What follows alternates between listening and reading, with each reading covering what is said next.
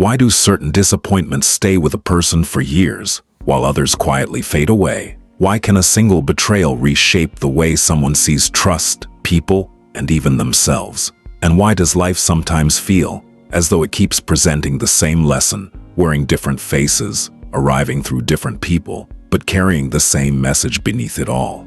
There is a difficult truth hidden beneath these questions. Most people believe they suffer because of what happened to them. The Stoics saw something deeper. They understood that much of human suffering comes not from the event itself, but from the resistance to what has already happened. The event passes, the resistance remains, and that resistance can last for years.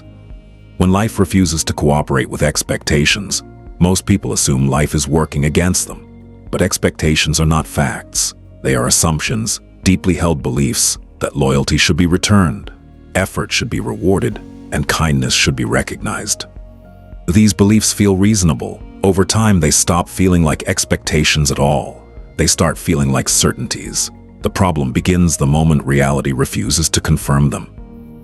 A person may spend years supporting someone, only to discover that support was never valued.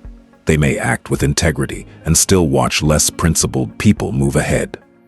They may offer patience and loyalty, only to encounter betrayal from the very person they trusted most. In moments like these, the pain often feels larger than the event itself, because what has collapsed is not just a relationship or an outcome. What has collapsed is a version of reality the person believed existed. As Epictetus observed, "Don't demand that things happen as you wish, but wish that they happen as they do, and you will go on well." The event creates the wound. The meaning attached to it determines how long it stays open. Once a person begins to see how much suffering is rooted in unmet expectations, another realization follows. If expectations cause so much pain, why are they so hard to release? The answer is that expectations create the illusion of control. They make life feel safe. If I do everything right, things will work out. If I care enough, they will stay. If I sacrifice enough, I will be valued. These beliefs are comforting because they suggest outcomes can be secured through effort alone. Yet life repeatedly demonstrates otherwise. Also, a person may give everything to a relationship and still watch it fall apart. They may dedicate years to a goal, only to discover that circumstances beyond their control changed everything. They may treat others with genuine kindness and receive indifference in return. These experiences are painful not only because of what is lost, but because they challenge a belief the mind has spent years constructing. That effort alone guarantees results.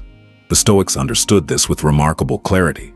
They taught that peace begins the moment a person separates what belongs to them from what does not. Their actions belong to them. Their character belongs to them. Their choices belong to them. Beyond that boundary lies a world they can influence, but never command. Well, as Marcus Aurelius wrote, "You have power over your mind, not outside events." Realize this, and you will find strength.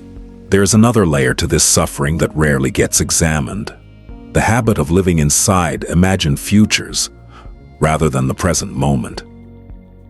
After experiencing real pain, the mind begins searching for patterns. It becomes motivated to prevent danger from returning. At first, this appears reasonable, but gradually the mind stops distinguishing between actual danger and the memory of danger. A delayed message becomes something to analyze. A brief change in someone's mood becomes a source of concern. Every uncertainty begins demanding attention. The person believes they are becoming more perceptive and prepared. In reality, they are consuming enormous amounts of energy, preparing for events that exist only as possibilities. As Seneca warned centuries ago, we suffer more often in imagination than in reality. Planning and worrying are not the same thing. Planning seeks clarity and ends when a useful action is identified. Worry seeks certainty and continues long after action is no longer possible.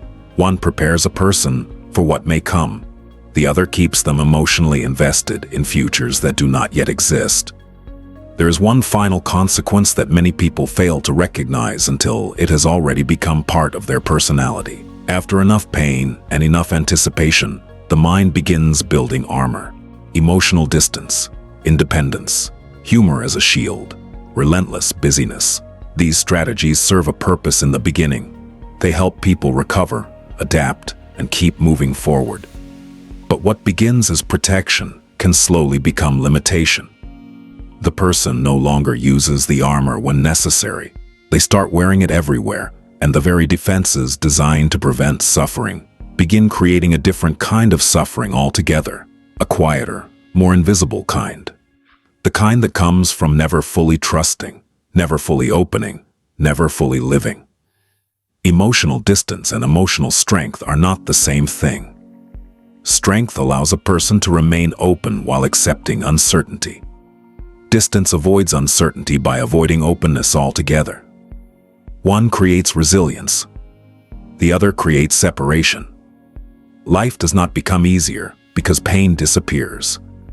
It becomes easier when pain no longer controls the way you see yourself, your future, or the world around you. The Stoics did not seek a life without difficulty. They sought a way of meeting difficulty that no longer turned every hardship into a crisis. They understood that pain is not evidence that life is broken. It is woven into the structure of existence itself. Loss is part of life. Change is part of life. Uncertainty is part of life. These are not exceptions to the human experience. They are the terrain. When a person stops fighting what has already happened and starts responding to what is actually here, something changes. Setbacks become information. Disappointments become experience. Failures become feedback rather than verdicts. And the very experiences that once felt like punishment begin revealing something worth understanding. Not as enemies, but as teachers. Every challenge carries a lesson. Every difficult season offers an opportunity to become a little wiser, a little steadier, and a little more at peace with what cannot be controlled. That understanding, once genuinely reached, changes everything. True strength is not found in avoiding life's hardships, but in learning how to walk through them with wisdom.